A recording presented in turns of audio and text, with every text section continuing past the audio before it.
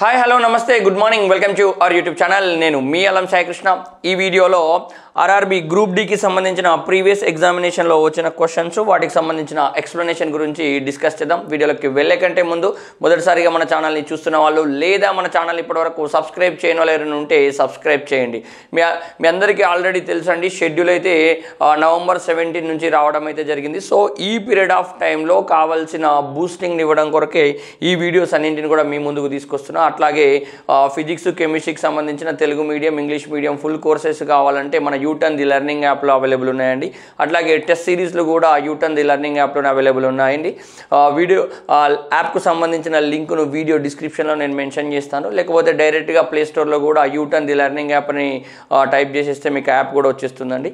Right, ఇది first video అండి. ఇది కంటిన్యూ అవుతుంది. దాదాపు ప్రతిరోజు 1 లేదా 2 వీడియోస్ ద్వారా నేను మీ ముందుకు వచ్చే ప్రయత్నం అయితే చేస్తాను. ఎస్, ఈ ప్రీవియస్ ఎగ్జామినేషన్ 38/2022 నాడు జరిగిన సెషన్లో అడగబడిన క్వశ్చన్స్ని ఇక్కడ చూద్దాం. ఫస్ట్ క్వశ్చన్ వచ్చేసరికి కింద ఇవ్వబడిన రసాయన చర్యలో ఏర్పడే మూలకంను గుర్తించండి అని ఇచ్చిండు. కింద ఇవ్వబడిన రసాయన చర్యలో ఏర్పడే మూలకంను గుర్తించండి అని ఇక్కడ ఇచ్చిండు. ఏమిచ్చిండు? సున్నపు రాయి. ఎస్, ఇక్కడ ఎస్ అంటే సాలిడ్ అండి, ఘన పదార్థం. అట్లాగే ఇక్కడ పి ఇచ్చిండు ప్లస్ CO2 గ్యాస్ అనేది వచ్చింది. మరి ఇక్కడ మూలకం పిని గుర్తించండి అంటే ఇది ఏంది అంటుండు. రైట్, సున్నపు రాయి అంటే మీకు ఫస్ట్ తెలవాలి. సున్నపు రాయి అంటే ఏంది? Calcium carbonate CaCO3 calcium carbonate.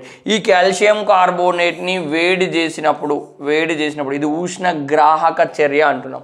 రసాయన చర్యలో ఉష్ణాన్ని తీసుకునే చర్య కంప్లీట్ అయిపోతే దాన్ని ఎండోథర్మిక్ రియాక్షన్ ఉష్ణగ్రాహక చర్య అంటాం. మనం ఎప్పుడైతే వేడి చేసినప్పుడే ఈ కాల్షియం కార్బోనేట్ సున్నపు రాయి అనేది కాల్షియం ఆక్సైడ్ ప్లస్ కార్బన్ డైఆక్సైడ్గా బ్రేక్ అవుతుందండి.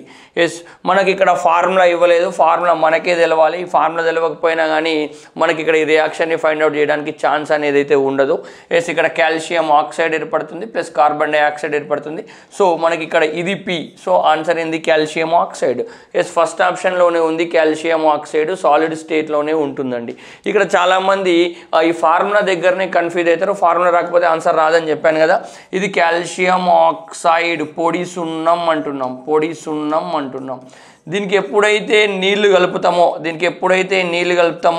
ఇది తడి సున్నంగా మారుతుంది, కాల్షియం హైడ్రాక్సైడ్గా మారుతుంది. ఇది తడి సున్నం అని అంటున్నాం.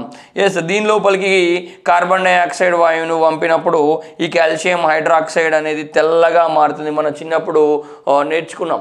ఎస్, బయాలజికల్ సైన్స్లో స్టార్టింగ్ సైన్స్ ఫండమెంటల్లోనే మనకు నేర్పుతారు. కార్బన్ డైఆక్సైడ్ వాయువుని సున్నపు నీళ్ళలోకి మారితే అది ఎట్లా మెరుస్తుంది? పాల వలె తెల్లగా మెరుస్తుంది అంటున్నాం. అప్పుడు ఇక్కడ మన కాల్షియం కార్బోనేట్ కూడా ఫామ్ కావడానికి ఛాన్స్ ఉంది. మీరు మొత్తం మీద గుర్తుపెట్టుకోవాల్సింది calcium oxide, calcium hydroxide, calcium carbonate 3 ఫార్ములాలు గుర్తుపెట్టుకుంటే ఇట్లాంటి ఏ ఈక్వేషన్ ఇచ్చినా కానీ మనం గుర్తుపట్టడానికి ఛాన్స్ అయితే ఉంటుందండి. రైట్, ఇక్కడ ఉన్న మిగిలిన ఆప్షన్స్ చూసుకోండి, ఇవి ఏవి కూడా కరెక్ట్ కావు. రైట్, ఇది రైట్ ఆన్సర్. నెక్స్ట్ క్వశ్చన్ని గమనిస్తే ఏంది? కార్బన్ పరమాణువులోని ఎల్ శక్తి అని ఇచ్చిండు. ఎన్ని ఎలక్ట్రాన్లు ఉంటాయి అంటే కార్బన్ పరమాణువులోని ఎల్ షెల్లో ఎన్ని ఎలక్ట్రాన్లు ఉంటాయి అనేది ఇక్కడ క్వశ్చన్ అండి. ఫస్ట్ మనకు కార్బన్, ఎస్ ఇది దీని యొక్క సింబల్ సి గుర్తుపెట్టుకోండి. కార్బన్ పరమాణు సంఖ్య 6 అండి. పరమాణు సంఖ్య 6, ఎలక్ట్రాన్ల సంఖ్య కూడా 6 అండి. ఎస్, పరమాణు సంఖ్య ఎంత ఉంటే ఎలక్ట్రాన్ల సంఖ్య కూడా అంతే ఉంటుంది. మరి ఈ ఎలక్ట్రాన్లు ఏ ఆర్బిటాలలో నిండుతాయి, ఏ కర్పరాలలో ఉంటాయి అనేది మనకు తెలిస్తే ఇక్కడ ఆన్సర్ చేయడానికి ఛాన్స్ ఉంది. సో మనం ఏం చేయాలంటే ఎలక్ట్రాన్ విన్యాసము ఇక్కడ రాయాలి. ఏంది? 1s2 2s2 2p2 1s2 2s2 2p2. ఇక్కడ చూసుకోండి 6 ఎలక్ట్రాన్లు వచ్చినాయా లేవా? 2 2 4 4 + 2 6 అండి. ఎస్, ఇక్కడ 1 అంటే ఏంది, 2 అంటే ఏంటంటే ఇక్కడ ప్రధాన క్వాంటం సంఖ్యను సూచించే సింబల్ n అండి. ప్రధాన క్వాంటం సంఖ్య విలువలు 1 నుంచి ప్రారంభం అవుతాయి. 1 2 3 4 5 అండ్ సో ఆన్ ఇట్లా రెడీ అవుతాయి.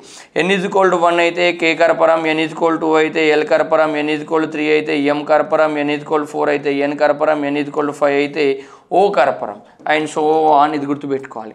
సో ఇక్కడ 1 అనేది ప్రధాన క్వాంటం సంఖ్య విలువ, ఇక్కడ 2 అనేది కూడా ప్రధాన క్వాంటం సంఖ్య విలువ. సో ఇక్కడ n = 1 అయితే ఏ కర్పరం, K కర్పరం. ఇక్కడ మనం కింద K కర్పరం అని రాసుకోవాలి. ఇక్కడ 2 ఉంది కావున n = 2 అయితే ఏ కర్పరం అండి, L కర్పరం అని రాసుకోవాలా. సో మొత్తం మీదుగా కార్బన్లోని ఎలక్ట్రాన్లను ఆర్బిటాలలో నింపినప్పుడు ఎస్ ఈ ఆర్బిటాలు ఏ కర్పరాలలో ఉన్నాయి, ఎన్ని కర్పరాలలో ఉన్నాయంటే 2 కర్పరాలలో ఉన్నాయండి. ఎస్ ఇది మొదటి కర్పరం, ఇది కార్బన్ యొక్క కేంద్రకం అనుకుంటే ఇది K కర్పరం. ఎస్ నెక్స్ట్ వచ్చేసి ఇది L కర్పరం అండి. K కర్పరంలో ఎన్ని ఎలక్ట్రాన్లు ఉన్నాయి, 2 ఎలక్ట్రాన్లు ఉన్నాయి. ఇట్లా 2 ఎలక్ట్రాన్లు ఫిల్ చేసేసిన. L కర్పరంలో 4 ఎలక్ట్రాన్లు ఉన్నాయండి, 4 ఎలక్ట్రాన్లు ఉన్నాయి. ఇక్కడ చూడంగానే మనకు చెప్పేయచ్చు L కర్పరంలో ఎన్ని ఎలక్ట్రాన్లు ఉన్నాయి, 4 ఎలక్ట్రాన్లు ఉన్నాయి. చూసుకోండి L షెల్లో ఎన్ని ఎలక్ట్రాన్లు, 4 ఎలక్ట్రాన్లు. మరి ఆప్షన్ ఎక్కడ ఉంది, yes 2 wrong, 8 wrong, 6 wrong, 4. Answer అనేది 4వదండి, ఆన్సర్ అనేది 4వది, గుర్తుపెట్టుకోవాలి.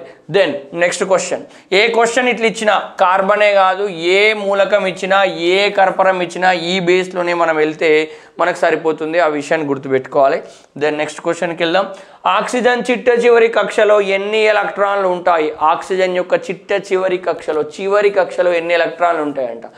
ఆక్సిజన్ సింబల్ O, ఎస్ పరమాణు సంఖ్య 8, దీనిలో ఉండే ఎలక్ట్రాన్ల సంఖ్య కూడా 8. ఎలక్ట్రాన్ విన్యాసం ఇందాక మనం రాస్తే 1s2 2s2 2p4 అండి. కౌంట్ చేసుకోండి, 2 + 2 4, 4 + 4 8 ఎలక్ట్రాన్లు వచ్చినాయి. n = 1 అయితే K కర్పరం, n = 2 అయితే L కర్పరం అండి. ఉన్న కర్పరాలు 2ేనండి, ఇది K కర్పరం, ఇది L కర్పరం. ఎస్ ఇది మొదటి కర్పరం, ఇది చివరి కర్పరం. ఇక్కడ అడిగింది ఏంది, చిట్ట చివరి కర్పరం లేదా కక్ష 2 సేమేనండి. చివరి కర్పరం Lలోని ఎలక్ట్రాన్ల సంఖ్య ఎంత ఉందండి, 4 + 2 మొత్తం 6 ఎలక్ట్రాన్లు ఉన్నాయి. 1 2 3 4 5 6, దీని లోపల 2. సో L కర్పరం చిట్ట చివరి కర్పరంలో ఎన్నో ఎలక్ట్రాన్ల సంఖ్య ఎంత, 6 అండి. మరి ఆ చిట్ట చివరి కర్పరం పేరు కూడా ఈ ఆప్షన్లలో మనకు అడిగిండు. 8 అనేది తప్పు, 6 + L కర్పరం, ఇది రైట్ అండి. 8K కూడా తప్పు. ఇక్కడ 6 ఎలక్ట్రాన్లు ఉన్నాయి కానీ M కర్పరం అన్నాడు. మనకి M కర్పరం ఇక్కడ వచ్చే స్కోపే లేదు, కేవలం L కర్పరమే చివరి కర్పరం ఉంది. సో ఈ రెండింటి దగ్గర కన్ఫ్యూజ్ అవుతారు. మనకి ఇక్కడ క్లారిటీ L కర్పరం అనేది ఉంది కావున సో ఆన్సర్ ఈ సెకండ్ వన్ అండి. ఈ మూలకమే కాకుండా ఇంకే మూలకం ఇచ్చినా మీకు ఎలక్ట్రాన్ విన్యాసాలు ఇది ఎట్లా రాయాలంటే ఇది ఒక్కటి గుర్తుపెట్టుకొని, ఒక్క ఆర్డర్ గుర్తుపెట్టుకుంటే సరిపోతుంది. 1s 2s 2p 3s 3p 4s 3d. Yes ఈ ఆర్ఆర్బి ఎగ్జామినేషన్ సెషన్స్ కొరకు ఈ సీక్వెన్స్ గుర్తుపెట్టుకుంటే మనకు సరిపోతుంది. 1s తర్వాత 2s 2s తర్వాత 2p 2p తర్వాత 3s 3s తర్వాత 3p 3p తర్వాత 4s తర్వాత 3d. ఇట్లా గుర్తుపెట్టుకోవాలి. ఎస్లో ఎప్పుడైనా 2 ఎలక్ట్రాన్లు నిండే సామర్థ్యం ఉంటుంది, పిలో ఎప్పుడైనా 6 ఎలక్ట్రాన్లు నిండే సామర్థ్యం ఉంటుంది, డిలో ఎప్పుడైనా 10 ఎలక్ట్రాన్లు నిండే సామర్థ్యం ఉంటుంది, ఎఫ్ ఎప్పుడైనా వస్తే 14 ఎలక్ట్రాన్లు నిండే సామర్థ్యం ఉంటుంది. ఇట్లా ఫిల్ చేసుకుంటూ పోయి ఎస్ ఇక్కడ ఇందాక నేను చెప్పినట్టు n = 1 2 3 4 5 అయితే ఇది K కర్పరం, ఇది L కర్పరం, ఇది M కర్పరం, ఇది N కర్పరం, ఇది O కర్పరం. ఈ సీక్వెన్స్ గుర్తుపెట్టుకుంటే ఇట్లాంటిది ఏ బిట్ వచ్చినా కానీ మనం చేయొచ్చు. చూడండి 2 కూడా సేమ్ కాన్సెప్ట్ నుంచి వచ్చిన బిట్లేనండి. ఎస్ నెక్స్ట్ చూద్దాం. ఒక కుంభాకార కటకం యొక్క నాభ్యంతరం పొడవు 40 సెంటీమీటర్లు అయితే దాని కటక సామర్థ్యం ఎంత అంటుండు. కుంభాకార కటకం యొక్క నాభ్యంతరం ఇచ్చిండు, దాని సామర్థ్యం ఎంత అంటుండు. ఎస్ కటకం యొక్క సామర్థ్యానికి గల ఫార్ములా P = 1/F, ఇది మీటర్లలో ఉంటుంది, లేదా P = 100/F, ఇది సెంటీమీటర్లలో ఉంటుంది. మన క్వశ్చన్ సెంటీమీటర్లలో ఉంది కావున మనం ఇది తీసుకుందామండి. ఎస్ ఇక్కడ నాభ్యంతరం వాల్యూ వాళ్ళే ఇచ్చిర్రు, ఎంత ఇచ్చిండు 40 సెంటీమీటర్స్ అని ఇచ్చిండు. మనకు కావాల్సింది ఏంది, కటక సామర్థ్యం P కావాలి. P = 100/40 మనకి ఇచ్చిండు.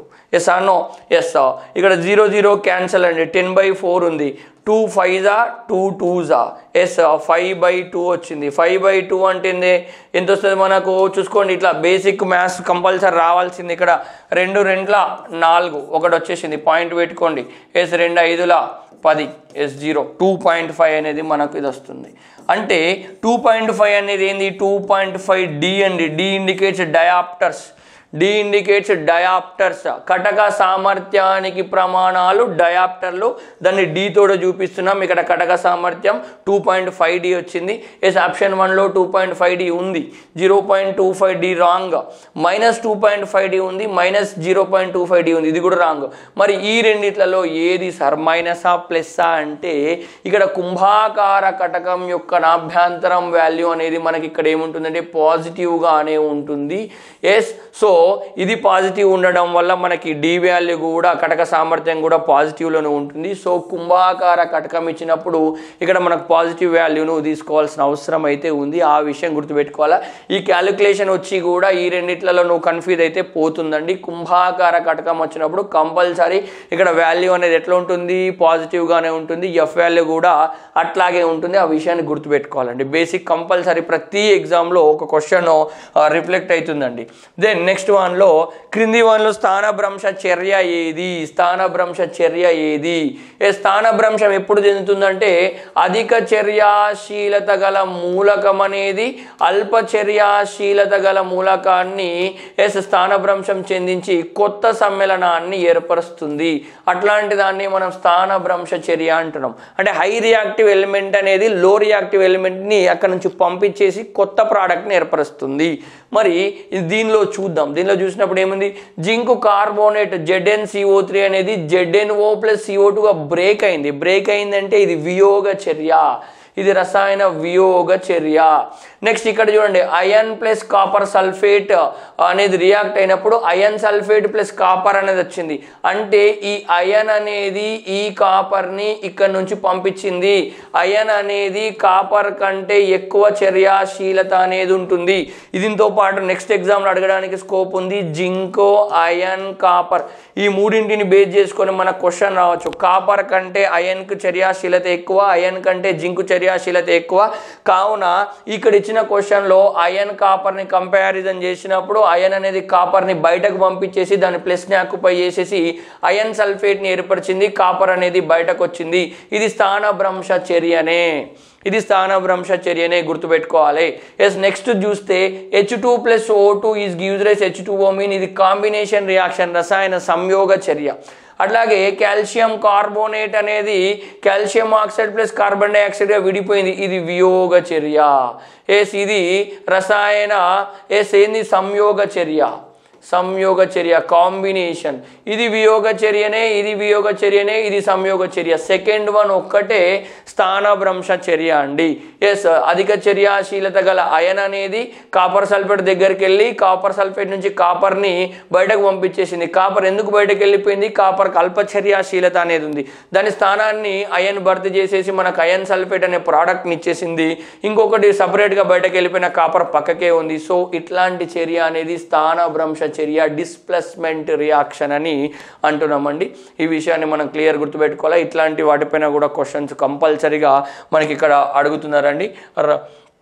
రైట్, నెక్స్ట్ వన్, న్యూలాండ్స్ తన అష్టకంని దేనితో పోల్చడం జరిగింది? మూలకాల వర్గీకరణ చాప్టర్ నుంచి వచ్చిండు. న్యూలాండ్స్ అనే శాస్త్రవేత్త 1865లో అప్పటి వరకు ఉన్న మూలకాలను 7 గ్రూపులుగా డివైడ్ చేయడం జరిగింది. అదేవిధంగా అప్పటి వరకు ఉన్న మూలకాలను ఆరోహణ క్రమంలో అంటే పరమాణు భారం పెరిగే క్రమంలో అమర్చిండు. పరమాణు భారం పెరిగే క్రమంలో అమర్చడం అనేది జరిగిందండి.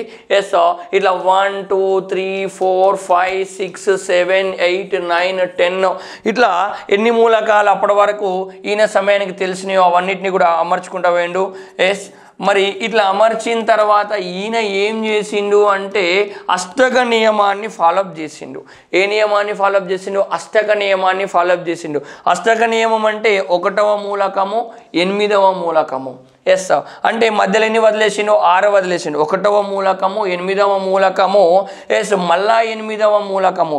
ఇవన్నీ కూడా ఒకే రకమైన భౌతిక రసాయన ధర్మాలను కలిగి ఉంటాయని ఈ 1వ దాన్ని 8వ దాన్ని 15వ దాన్ని ఇట్లా మిగిలిన వాటిని ఒక గ్రూప్లో, 2వ దాన్ని 9వ దాన్ని 16వ దాన్ని ఇవన్నిటిని ఒక గ్రూప్లో, 3వ దాన్ని 10వ దాన్ని 17వ దాన్ని ఒక గ్రూప్లో ఇట్లా అమర్చుకుంటా మొత్తం 7 గ్రూపులుగా అమర్చి మార్చిండండి. మరి ఈ అష్టక నియమాన్ని ఫాలో అప్ చేయడానికి దేన్ని బేస్ చేసుకున్నాడు అనేది ఇక్కడ క్వశ్చన్. న్యూలాండ్ తన అష్టకంను దేనితో పోల్చారని క్వశ్చన్ ఇచ్చిండు. అంటే ఈ అష్టక నియమాన్ని ఫాలో అప్ చేయడానికి భారతీయ సంగీత స్వరాన్ని ఫాలో అప్ చేసిండు. భారతీయ సంగీత స్వరం ఏంది? సరిగమ పదనిస. సరిగమ పదనిస 1 2 3 4 5 6 7 8. ఇక్కడ ఫస్ట్ లెటరు సా అండి, ఎయిత్ లెటరు సా. ఎట్లయితే ఫస్ట్ లెటర్ సా ఉందో ఎయిత్ లెటర్ కూడా ఎట్లా సిమిలర్గా ఉన్నాయో ఈ భారతీయ సంగీత స్వరంలో మొదటి అక్షరం 8వ అక్షరం ఏ విధంగా అయితే సేమ్గా ఉన్నాయో ఈయన అమర్చిన క్రమంలో కూడా 1వ మూలకం 8వ మూలకం ఒకే రకంగా ఉంటాయని, భౌతిక రసాయన ధర్మాలను ఒకే రకం కలిగి ఉంటాయని, తర్వాత 8వ మూలకం తర్వాత 8వ మూలకం కూడా ఒకే రకమైన భౌతిక రసాయన ధర్మాలను కలిగి ఉంటాయని ఇట్లా గ్రూపులుగా అమర్చడం జరిగింది. దీన్ని బేస్ చేసుకునే క్వశ్చన్ వచ్చింది. దేంతో పోల్చిండు? సంగీత స్వరాలు. Right answer.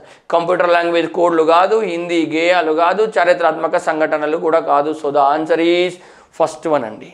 Yes sir. ఇవి ఈ సెషన్లో నుంచి కొన్ని క్వశ్చన్ తీసుకున్నాను. ఇంకో కొన్ని క్వశ్చన్స్ కూడా ఉన్నాయి. మ్యాక్సిమం అవి ఈవినింగ్ సెషన్లో మీ ముందుకు తీసుకొచ్చే ప్రయత్నం అయితే చేస్తానండి. ప్రతిరోజు మీ ఎగ్జామ్ అయ్యే వరకు కూడా ఇట్లాగే నేను నెంబర్ ఆఫ్ వీడియోస్ను అందించే ప్రయత్నం అయితే చేస్తాను. ఇట్లాంటి ముఖ్యమైన అప్డేట్స్ ఎలా పొందాలంటే మన ఛానల్ని ఫాలో అవ్వండి. వీడియో నచ్చితే లైక్ చేయండి, షేర్ చేయండి. మన ఛానల్ని ఇంకా సబ్స్క్రైబ్ చేయకపోతే సబ్స్క్రైబ్ చేయండి. Thank you so much. జై హింద్.